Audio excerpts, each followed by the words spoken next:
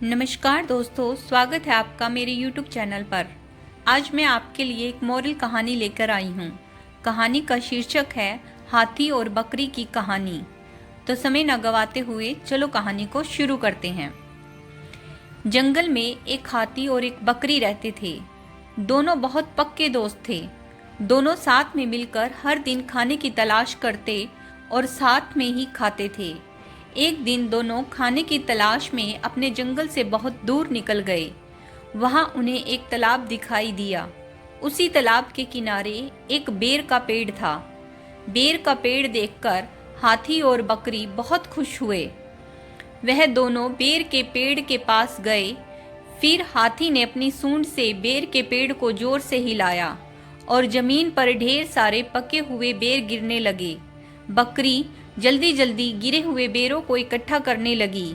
संयोगवश उसी बेर के पेड़ पर एक चिड़िया का घोंसला भी था, जिसमें चिड़िया का एक बच्चा सो रहा था और चिड़िया दाने की खोज में कहीं गई हुई थी।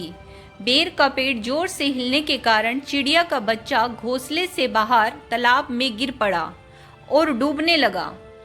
चिड़िया के बच्चे को डूबता हुआ देखकर उसे बचाने के लिए बकरी तालाब में कूद गई, लेकिन बकरी को तैरना नहीं आता था।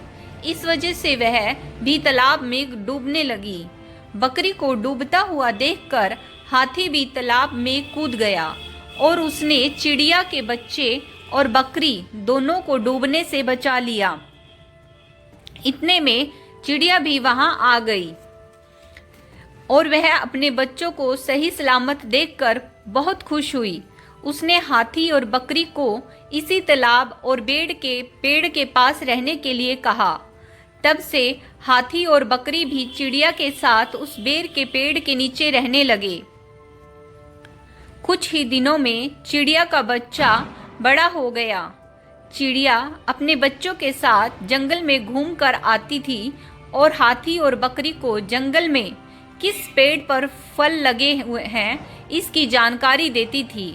इस तरह हाथी और बकरी और चिड़िया मजे में रहते थे और खाते पीते थे।